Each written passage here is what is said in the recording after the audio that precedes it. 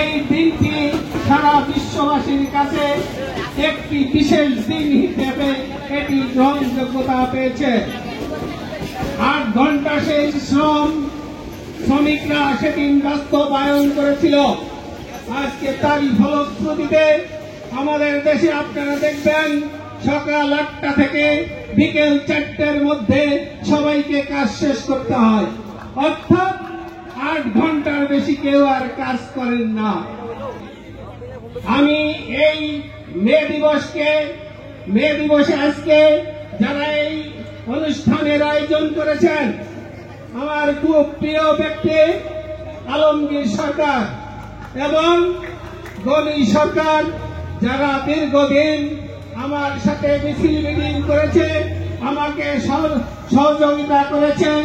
এই আলমগীর সরকার এক সময় আমাদের এলাকায় সেই সুদূর গোপালগঞ্জের থেকে একটি ছেলে যার নাম মফিজুল হক, মফিজ ছিলেন তৎকালীন বঙ্গবন্ধুর কনিষ্ঠ পুত্র শেখ রাসেলের নামে গঠিত রাসেল শিশু কিশোর পরিষদ, সেই পরিষদের সম্মানিত সভাপতি হিসেবে সেদিন মফিজকে মাননীয় প্রধানমন্ত্রী শেখ হাসিনা খুব কাছে ডেকে দিয়ে তাকে আদর করতেন এবং তাকে একটি বাড়ি, একটি জায়গা উপহার দিয়েছেন মাননীয় প্রধানমন্ত্রী শেখ হাসিনা। কিন্তু অতীব দুঃখের বিষয়, মফিজ সাহেব একজন ভালো লোক, অত্যাধিক ভালো লোক, আজকে তিনি আমাদের মাঝে নেই, তিনি আমাদেরকে ছেড়ে চলে গেছেন।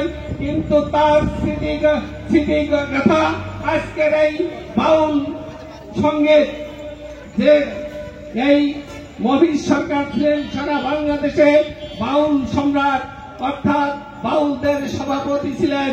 তিনি ভারত, পাকিস্তান এবং বিভিন্ন দেশে, আমাদের দেশের থেকে বিভিন্ন শিল্পীদেরকে সাথে নিয়ে সে ভারত এবং বিভিন্ন দেশে গিয়ে গান পরিবেশন করেছেন, অনেক ভালো ভালো উপহার নিয়ে এসেছেন। আজকে মফিজ সরকার নেই, মফিজের অনুসারী এবং মফিজের আদর্শে উদ্বুদ্ধ হয়ে এই আলমগীর সরকার এবং গনি সরকার, তারা তৎকালীন সময় থেকে মফিজের সাথে ছিলেন। আজকে মফিজ নেই, কিন্তু সেই দায়িত্বটি আজকে আলমগীর সরকার পালন করছে। তার সুন্দর ভবিষ্যৎ কামনা করি। আমি আলমগীরকে দেখেছি এই সুদূর আলফাডাঙ্গা, ওই নেত্রকোনা সহ কাপাসিয়া সহ বিভিন্ন জায়গায় আলমগীর সরকার সুন্দর সুন্দর গান পরিবেশন করছে। তো আমি বলতে চাই